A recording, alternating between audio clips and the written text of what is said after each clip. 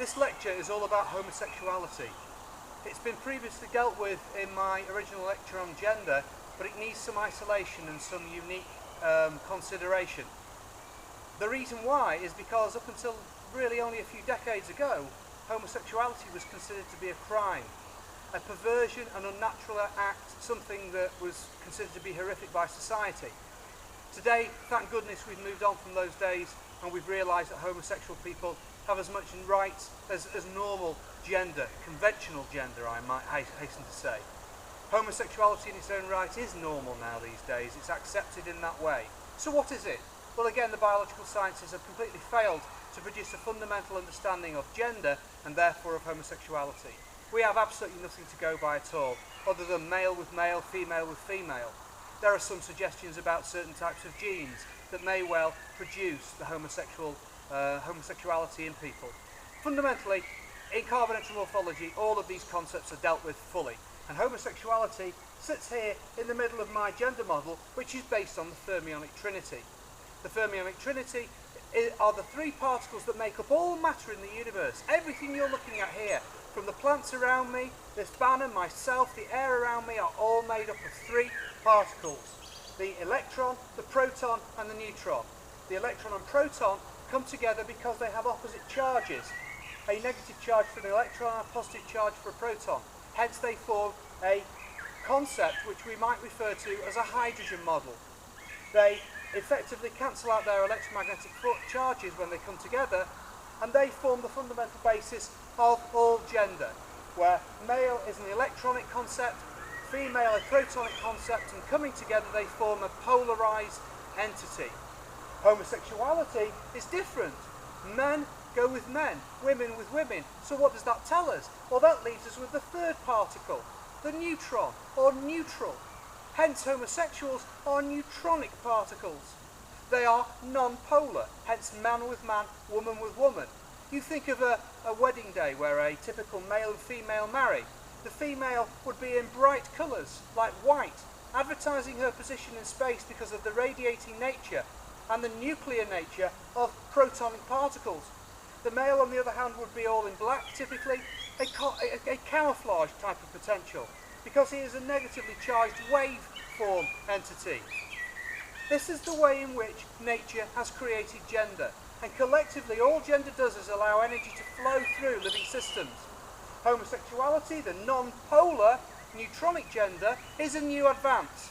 In fact, they are an advanced form of gender, not just another type of gender, a more advanced form of it. This is absolutely extraordinary, as it means that we have a situation where we have a gender model which takes into account all of the natural variations within the fermionic systems that we are dealing with. Neutronic or non-polar gender, the homosexual group, are very interesting in that they appear at the very end of the process of evolution.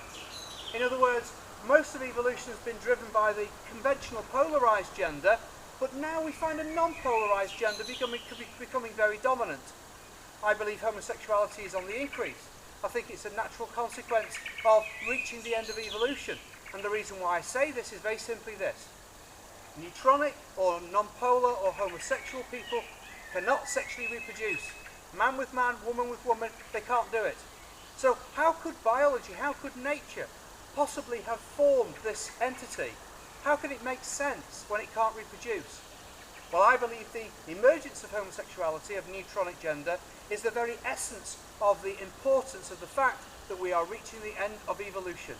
They are the incredibly powerful markers of the future, where human beings and other organisms will be able to live for considerable amount of time. Hence, we don't need sexual reproduction in the normal classical DNA sense of the word. Hence, we can have entities that can't sexually reproduce through DNA. Because they can live indefinitely in the future, there will be no need for that kind of process to take place. Also, with artificial cells, artificial biology, the formation of those types of systems, we again don't need classical gender anymore. Gay people can in fact go and get sperm or egg and can in fact have their own children if they want to. So I believe homosexuality in part is a very advanced form of gender.